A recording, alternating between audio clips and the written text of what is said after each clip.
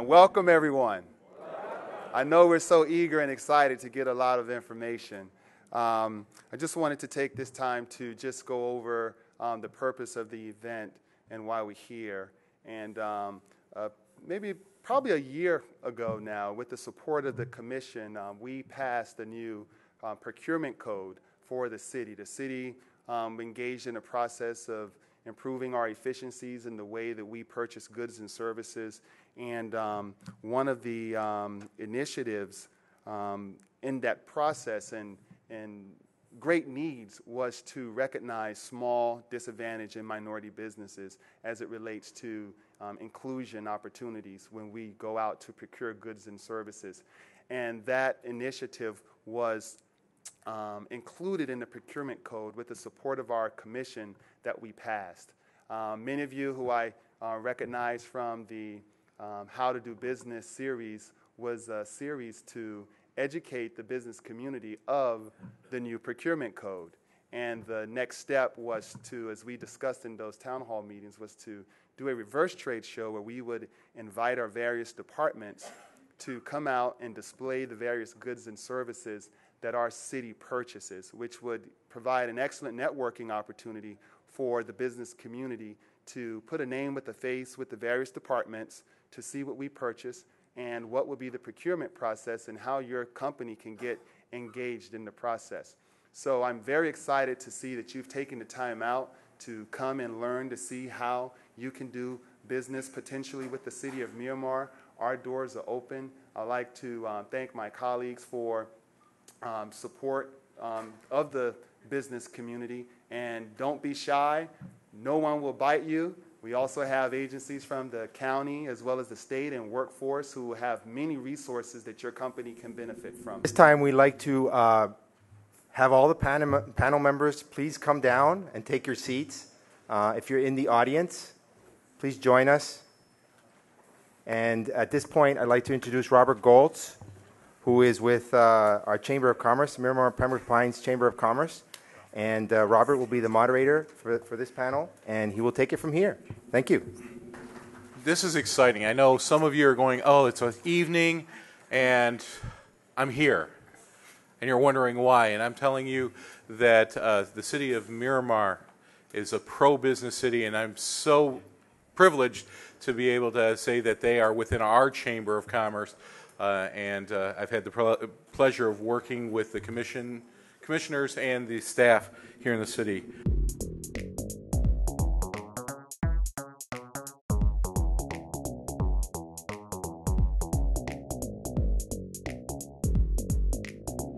What we're going to do is we're going to ask a few questions to help you understand the process of procurement for the city and for some of the areas, and then we will open it up to some questions from you to our panel. What are some of the barriers that you find when dealing with procurement, and how does one overcome them? Well, you're dealing with government, so government's layered with bureaucracy and rules, and most procurement agencies do everything they can to try and move through those rules to give you the best shot at being notified when there's a solicitation and an opportunity to do business with that organization, and then try and give you as much hand-holding as they can with introducing you to the rules and the process, explaining what you need to know in order to make sure you turn in bids and proposals that are complete so that they can be reviewed and entered into the process. But then the other thing you have to understand is that because we're government, we're designed to provide a level playing field. Everyone's pretty much treated the same. Even if you have preferential points that get you a leg up if you're a minority business or disadvantaged business or a local business, depending on the rules of that particular agency, you still have to compete, and you still have to compete fairly, and that's really what our job is. We facilitate that process so that when we bring our recommendations back to the elected officials to award a contract, we can guarantee them we followed the process and they're getting really the best value or the best price or the best service, depending on what we're asking for the taxpayers of that organization? I would have to say, especially being a small business advocate, that access to capital and also the understanding the various types of certification out there, I think that would be helpful. So many people, I think once they get certified, or maybe they think it's a good thing, I think it's best to reach out to the business centers, small business centers. I actually work for the Office of Economic and Small Business Development. That's over Andrews Avenue. And we'll be able to assist you in detailing the various aspects of the certifications that are available through our office, and also be able to explain to you the eligibility requirements and what does that mean to you. In fact, that's the reason why we took we're making a roadshow now because of the fact that a long time ago, we used to actually hold the How to Do Business County only on one location, right? And then so now we're actually going through the entire Broward County, all the commission districts, just to reach out to you. So instead of you coming to us, we're actually coming to you. So take advantage, and every week, in fact, every month, we do have a topical guest speaker that really will help you in your business development. So I think you need to be engaged, and a good way to do it is do it free. All it's going to cost you some time. So please come and see us. And I do have my cards over there at the table, aviation table, and I do have some with me. So that's all I have for right now. One of the big issues, I believe, especially with construction, is really bonding. And most small companies, as Jasmine said, your capital outlay is pretty limited. And in most construction projects, which are over $200,000 statutorily, which is by law, must have a bond. Now, there is some discretion as to whether it's going to be 100% or we can have a reduced bond. And our director of purchasing, which is Brenda Billingsley, she's made a concerted effort by doing a joint venture with small business to ensure that in those projects that are 250 or below, at least there's no bond. But in projects that we don't believe is going to be a major, as far as the liability to the county is limited, then at that point the bond would either be reduced or there's no bond at all.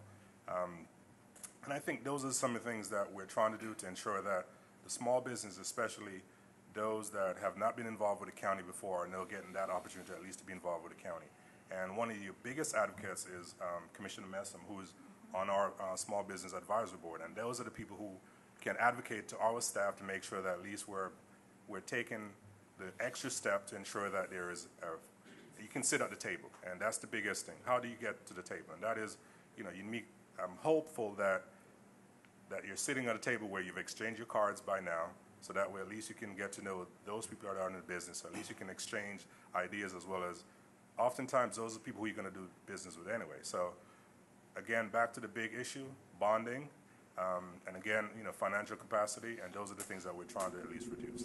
There are unique government laws and regulations that need to be followed. And first of all, if you're not educated on what those are, then that's the first barrier. If you see people like Jasmine and other people who can help you out as small businesses, going to be most beneficial. Those financial impacts, with the rail, there's also the case of insurance, $2 million liability insurance to work within 25 feet of the corridor. That's a big impact, financial burden on the small businesses. And lastly, hold on here, what I have here. We don't have I wouldn't say we have the best payment terms when it comes to paying vendors. And those small vendors, they rely on those, on that, consistent cash flow. So if you got especially for small purchases, if you got a 45-day pay period, that might kind of turn away some of the small businesses. So again, that's another impact on those businesses as far as barriers go. Do any of you feel that there are more opportunities now in procurement and purchasing than there have been in previous years, and why? I'm going to ask you a question. And I promised the commissioner and the vice mayor that I wouldn't say anything to get them in trouble. So if I say something that bothers somebody, it's on me, okay? All right. How many of you are in business? Raise your hand. Okay, keep your hand up if your business is over 2 years old. Now keep your hand up if you can pull out a business plan on that business right here and show it to somebody. Okay. Why did I do that? Everything that they brought up, see, I don't believe in obstacles. That's why I didn't answer the first question. I don't deal in obstacles or barriers. I deal in realities. If there's a law I have to know, then as a business owner, we need to know it to do business. And I'm happy if my competitor doesn't know it. Let them think about barriers and obstacles and so on. You're here to get educated, and that's what you're doing. So already, all the other businesses didn't show up, you have an advantage over because you're listening to things. What we do at the Small Business Development Center is we work with business owners directly to make sure that engaging with the government is part of your strategy, part of your goals. And if you make that a goal or an objective, a part of your strategy, then we work backwards and say, okay, what do you need to do? Well, I know that I have a payroll period of 45 days, and I'm not going to get paid from any municipality or something for 120 days.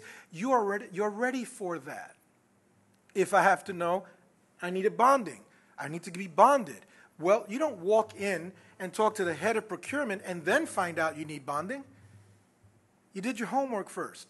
You sat down first. So what we like to do is we like to say, listen, we want to take, there's two types of small businesses now. Let's all be honest here, okay?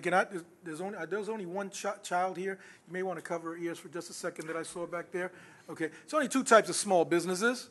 There's small and weak and small and strong. So you're just trying to be small and strong. You have a good plan in place. If you need more financing, you're working on getting that. And you make sure that you have the in-house resources so that you can deal with, if there's bureaucracy, guess what? That's a reality. That's not an obstacle. You get good at dealing with bureaucracy, and other people will give up. And guess who gets the contract? You do. So I bring it back down to, yeah, the more you can know about what they do and who they are, and you're doing that. You're taking that step by being here. The other step now is going back home and working with somebody that can work with you on putting it down into a simple plan. I'm not talking about a plan that you take to the professor and get an A on. I'm talking about one of the plans, you know, the real plans, okay, to actually get something done. Because once you start doing that, you don't get blindsided by things. Government contracting or engaging with governments should be part of your business strategy. You don't do it because you think there's a bunch of opportunities. In my opinion, there's tons of opportunities now. Tons of opportunities. But there have always been a lot of opportunities. What I noticed, though, that's been happening is, if you look around you, 10 years ago, you didn't have cities disengaged in trying to let you know about those opportunities. And you didn't have people on the staffs, in the county level, at the city level, that were willing to work with you one-on-one, okay, to help you avail yourself of those opportunities. So not only are there more opportunities, you have more help to avail yourself of those opportunities. That's what this is all about. That's my opinion, okay, and that's how I think it's going to work for you going forward. You've got a whole gamut of services and commodities that we consume. We have everything from facilities management to chemicals to ammo and vehicles and medicine and anything you could think of. So whether you're in construction, whether you're in professional services, whether you're in management consulting, whether you're in selling a commodity, there's always a need to maintain the operation. So there's always a consistent spend that's going on from the city or from a county, and you really have a good opportunity to get into it.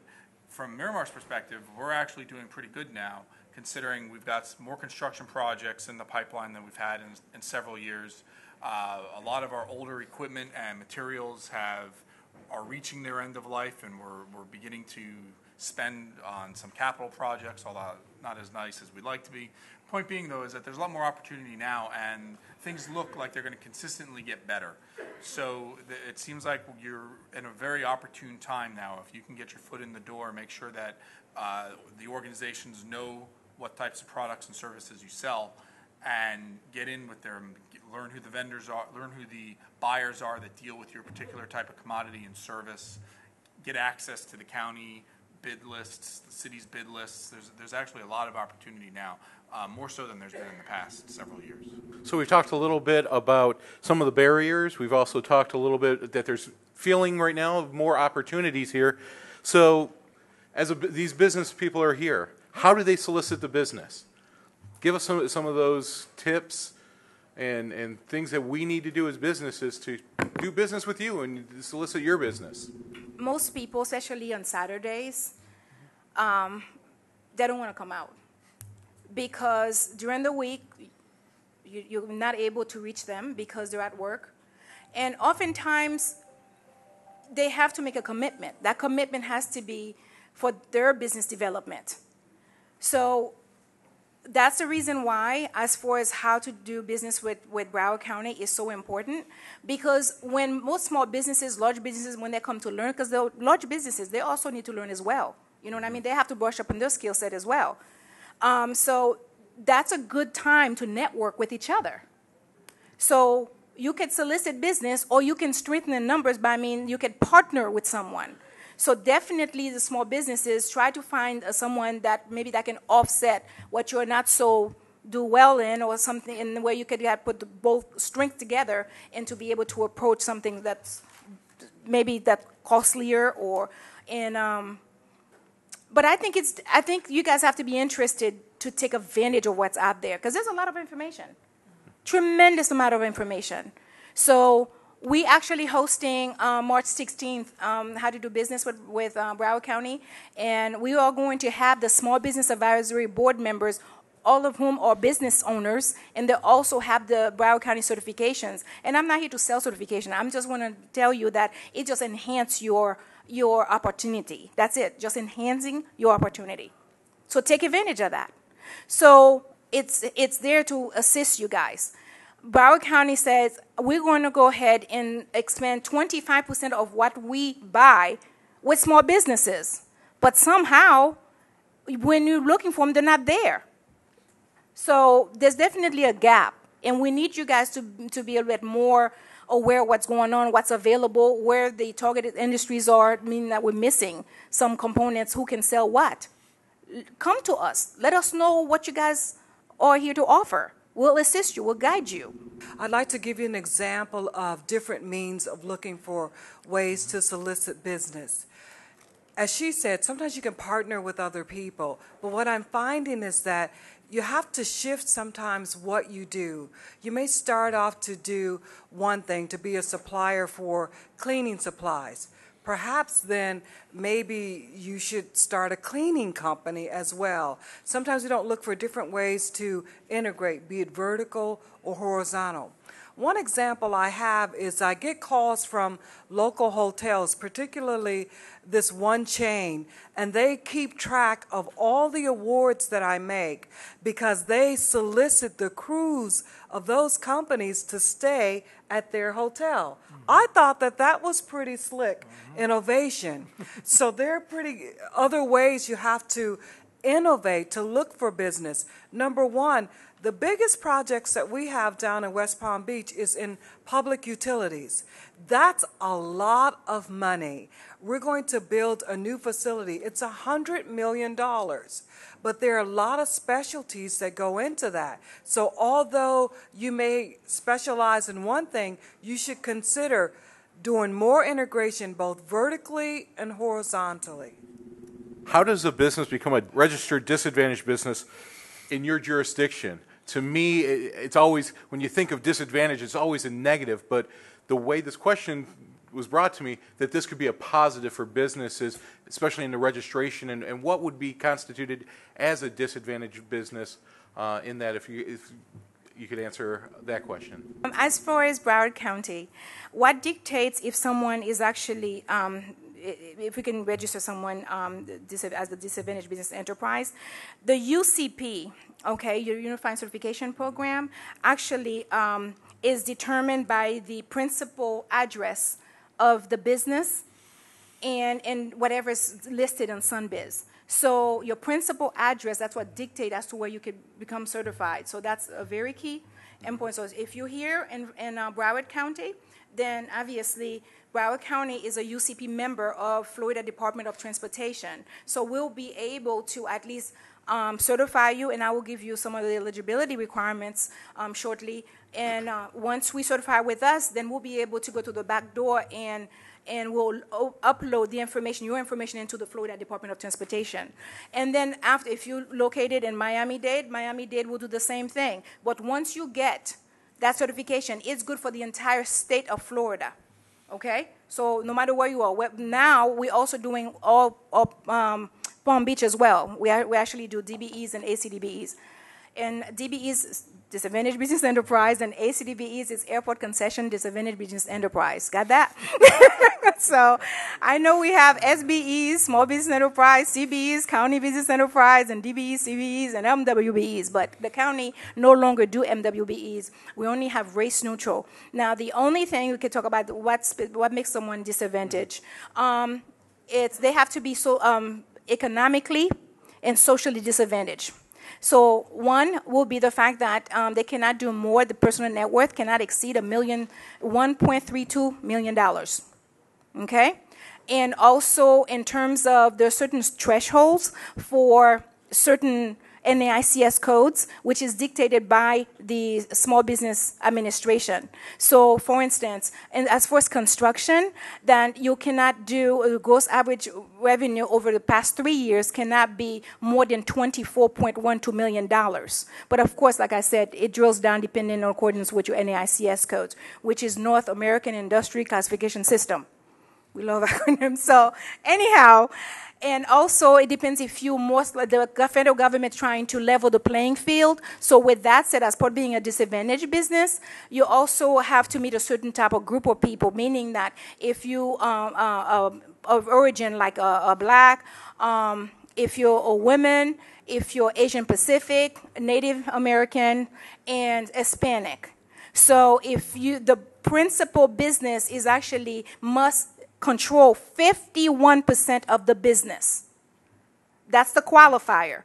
So the qualifier must be of those ethnic groups that I just said. Now, that does not mean that a Caucasian male cannot be. They just have to show proof of that they're subject to reverse discrimination. We recently passed a new procurement code. In that code, we tried to cut through some of the alphabet soup of certifications.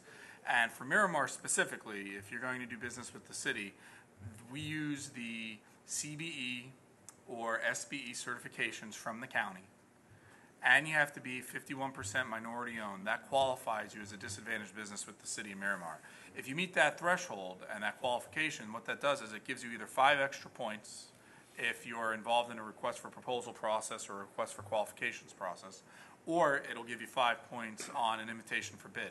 The other thing it lets us do, aside from DBEs, just because I know I've seen the questions, we're not going to get to this, we have a local preference also, where you also, if you're a business within the city of Miramar, you can receive 5 extra points, same in the same scenarios.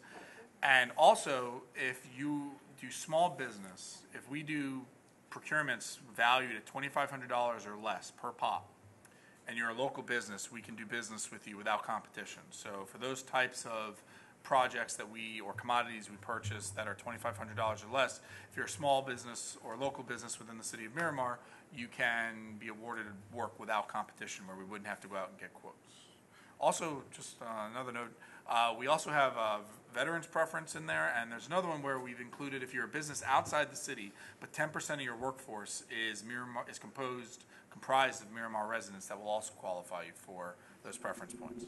You get to see a lot of great opportunities to do business with the city of Miramar.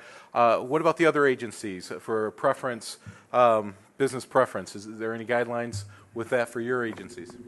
Do have a preference. Well, it's a reserve program. Any projects that are $250,000 or less is reserved for small business. That would be either SBE or CBE program. So in that sense, you're not competing with the big national firms, but rather you're competing with firms of the same size as well as capability. So there is, we realize that you need to compete with businesses on the same level. So in that sense, that's a good way to make sure that at least you're competing on a fair playing field. And as Jasmine said, by getting those certifications, get your foot into the door. In addition, please get registered with the county or with any other agency, because the majority of communication is done electronically, and we pull those email addresses from your registration. So the key is to make sure that you're registered with the county or any other agency.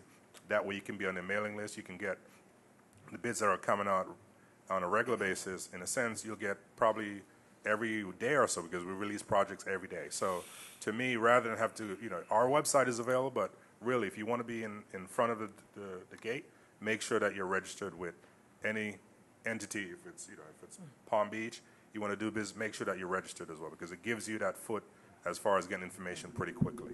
The city of West Palm Beach have a small business enterprise program, What we have done, we've kind of taken a different approach. When we have larger projects, we actually host fairs where the prime or the lead contractor sits and interviews the actual small businesses face to face. We thought this was a better approach because we don't have a disadvantage program, but it has helped because these fairs is actually where we put you in front of the person, you sell yourself, and we give them a list of vendors that are already certified in the areas that they are interested in. That has been our approach. We use also the county certification, but I do think that the universal certification is something that we'll look into doing, because if it's statewide, then regardless of where you are in South Florida, you'd be able to take advantage of our opportunities. I'm a small subcontractor, and there's bids coming up from all your different organizations. And how do I find out who those general contractors are that are actually bidding on your projects? How can I become a part of the bigger, take a small piece of that big pie that you're offering out there? If you were listening closely, these good folks are giving you your strategy. What the business owners in here should be doing is one thing. I'll ask another question. How many of you are either certified with the county already or with the City of Miramar? Raise your hand high. Go ahead. Be proud. There you go. So part of your strategy is, well, I need to find out about getting certified, right? That's the first thing. Then, see, because the answer to his question is simple. First, you should be a subcontractor that's ready to do business with a prime or a lead contractor and is already certified, already knows what I need, and have it in place so that if I do get the contract, I can actually complete the job. Then I want to know what's out there. After I know I'm ready, sort of like playing football, right? I don't want to go out into the field, professional football game, without a helmet, okay? Might get hurt. It's the same thing. So from the business standpoint, they're talking about, from their standpoint, they're on the other side of the desk. They're doing as much as they can to say, hey, we want you to come, we want you to... I'm telling you now, because we work with the business owners. We work with you directly. We're saying, we want you to be ready when you get to their office, before you get to their office. So that when she has a fair, or they have a certification event, or they have something like this, you've already been certified. You already have your objectives in place. You know which products that you sell or fix, manage, and you know which city, county, state, or federal agency needs that product or service. You've already done your homework. It makes your life easier, and it makes it easier for them to help you. So again, we circle right back around to it's part of your plan. It's part of your plan, and then letting you know the strategy. What we like to do is we like to say, if this is your first time, start local. Don't leave here. Please do not leave here without networking with the right people. You should know the people that work in the procurement department. You should know your vice mayor, commissioners, stuff, but don't always go to them and ask them to do a favor for you. Go to them and say, listen, I heard the city needs this being done. I think our company can do that, right? And these are the reasons why. 1, 2, 3. Clear, concise, to the point, and if they need it in writing, you send it in an email because you're ready, okay? So again, it goes back to you being the business person that you are, all right, and just being a little bit more prepared so that you can engage. Because any activity that you get into, we all know this in business, okay?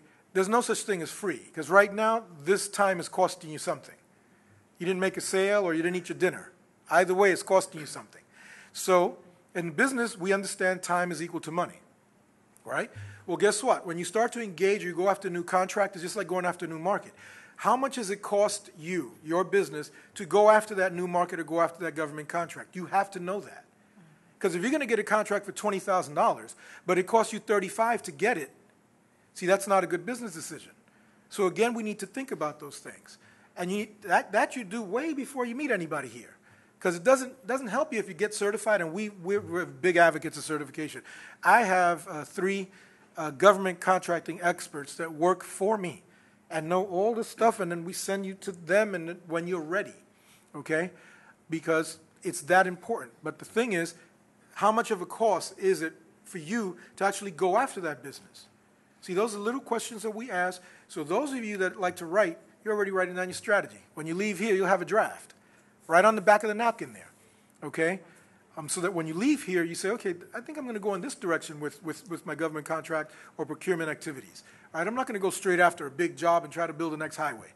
Not ready for that yet, all right? So again, back to the plan, back to the plan. I'm going to keep jumping on that and remind you, when you leave, you're going to be dreaming about planning tonight, okay? You got to know what you're doing and get yourself ready to participate. That's up front. But your partnering and networking, that's what's going to cause you to become aware of those solicitations, those things that are going on that the government agencies are putting out there. Once you know that, if you really want to know who those primes are going to be, best source document is the document holders list in those government organizations. You'll get a list of everybody who's receiving the documents for a particular solicitation. Again, you got to know about solicitation, and that's where it goes back to the partnering and the networking. Another thing you should do is attend any pre-bid conferences that you're aware of. All right, if there's business out there that you can do and you want to know who those primes are, if you're not quite big enough an organization to take on that task, go to those pre-bid conferences and you'll find out just who may be bidding on those solicitations. Most cities, I'm not quite sure how the county does it, but most cities maintain a library of architect and engineering firms, inspector firms, that type of stuff. And that's all public record. So you could go to any purchasing agency and ask them for copies of the vendors that are on the existing libraries. And that gives you a great first step towards finding out who the companies are that are contracted with the city through continuing service agreements. That can really help you out also. As far as the county is concerned, what we do normally, if there's a pre-bid, we'll have a sign-in sheet, which will then list all the vendors that attended that pre-bid. And based on that, we normally post that on our website, and it's associated with the particular contract. So if you see a contract which is to buy buses, normally there will be a link. You just click on that link, and you'll see there's a list there as well. And they'll have the telephone number, they'll have an email address, all the information you need to contact those potential prime as well as other subcontractors. I'd also like to quickly point out two other areas. Each city or county has a capital improvement project list. If you get those lists, then you'll know what's coming down the pike in years to come. Years to come. So even if you're not ready today, you can plan in the future. Also, one area that's often overlooked is advisory committees. All cities and counties have advisory committees. If there's an advisory committee for code enforcement and you have a lot clearing business, I encourage you to go to those public meetings. Learn who the players are. Understand what their frustrations are so you can offer solutions to the problems that they have. The airport is quite active right now. The Fort Lauderdale, like if you were to go to www.fll.net, then on business tab, if you click it, you'll be able to see the forecasted list for the airport expansion projects, and also for the planting environmental, and also for the capital improvement projects. So you are able to know, and you can see the list of procurement for the next year. So that will be able to give you a heads up. And also my office is able to compile all the active bids. Like we actually, if you sign up with our office to get it, and this is free, so for your time, sorry. So you're able to sign up and get connected with us. And we actually go, my whole staff actually sit down and we check the newspaper for you. We also put all the municipalities, all the bids on Demand Star. We compile it and we send the email directly to you every week. How cool is that? I know it's worth something. You guys are not excited because I am. Okay, so do take advantage of that, because why would you go everywhere when it's right there? I'm talking about all municipalities, the entire Broward County, and also the colleges, Broward Health, and all the stuff. Take advantage. This is a really good resource for you guys. How do you sign up for that? If you were to go to the www.broward.org/small business, you could click on the economic development and you'll see how to get connected. This is a lot of great information that you're getting right now, but the question comes because, as Mr. Cruz has asked you, how many of you are already doing business with the various organizations that are out there in government agencies? A lot of hands didn't go up. question is, what kind of class, what kind of education outside of this? Well, you're giving us a lot of great information. A lot of this information, I hate to say, is just going to fall right now. They're not writing everything down because I've been watching. So where can they go and learn more? Is there a class or some kind of education course that they can find some more information on how to do procurement? Our website is very user-friendly, so that's another avenue. You can also call either, in my section, there are about 25 agents. You can call either one of us, and I'll give my number out. Don't call me at 7:30 because I will not be there, but I'll call you back within the next 24 hours. But my phone number is 357-7998, and my email address is glewis@broward.org. So those are ways that you can get in touch with us, and based on that information, we can then provide information back to each member that are here tonight. It's their job to reach out to you, but as business owners, it's, and I work directly with business owners, like I said before, so I sort of, I'm the taskmaster, in other words, and I tell you, it's really your job to find out. So what happens, every city, the county, West Palm Beach, they all have on the website, that information is free and it's available and it's public. So it is there for you. Plus, they do on a regular basis now, I've seen it all the time, they do events like this just for you to come out and learn. But the first thing you want to do is again, when we're going through with people on developing a strategic plan, we're not trying to make you an expert on writing strategic plans. We're just trying to get you to write your strategic plan. When we help you review your financial documents and your balance sheet, we're not trying to turn you into an accountant. We just want you to understand your financial documents. So this is not about you becoming a government procurement expert. It's just about knowing enough to get to the next level.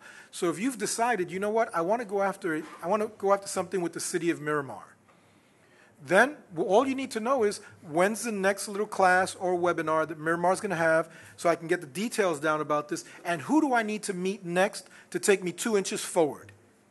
That's it, because this can be overwhelming. So you don't want to try to learn all of it. Please don't. We need you to sell whatever it is you sell and fix whatever you fix. Don't try to become an expert in government contracting. You go crazy. That's what they do, right? Let them be crazy. You just know what you need to know to take your business from here to there. And then once we get there, let's get that job done. Let's get that contract. Let's complete it. Let's have some smiles on everybody's face. Let's get the money in the bank. We got paid. Okay, now we go on to the next contract, or 2 contracts, or 3. But you take it step by step, all right? So I don't want you to leave here feeling, oh, I got too much information. It's overwhelming. No, this might be a strategy for you because we want to diversify your income streams. I met a gentleman that owns auto repair. Right, well, guess what? He's doing a great job. He's an auto repair. Well, guess what? What if he can now start fixing a fleet of cars either on the corporate side or on a city side?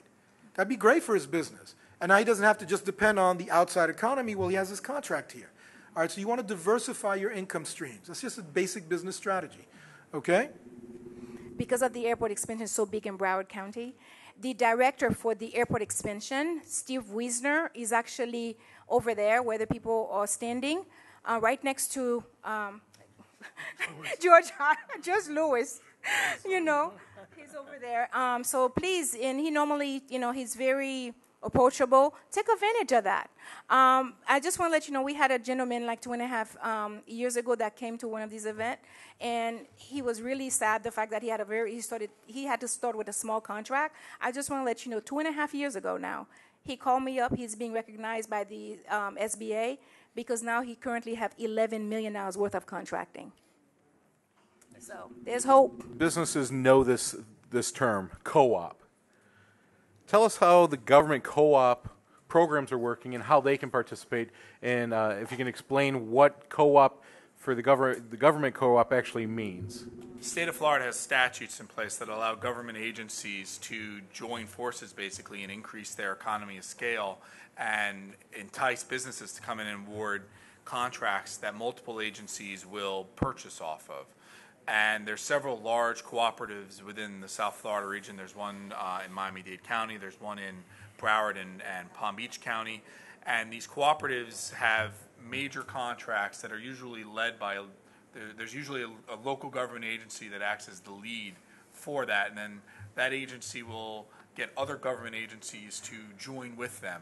and then they issue the solicitation through their normal solicitation process. But when they're making the award, what you're doing, if you're awarded under that contract, you have the opportunity to do business not with just the agency that made the initial award, but every other agency that signed on to that contract. There's most of the major services and consumables that government agencies utilize are on those. So fuel, landscape services, time and material contracts, anything you could think of is really out there on these different cooperative agencies. There's a really good way for you to get your foot in the door.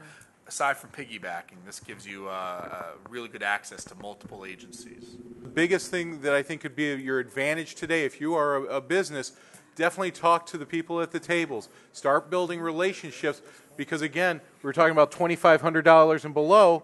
Those are the people that can make those decisions to make some of those purchases. For some of your small businesses, that may be the way to start off here.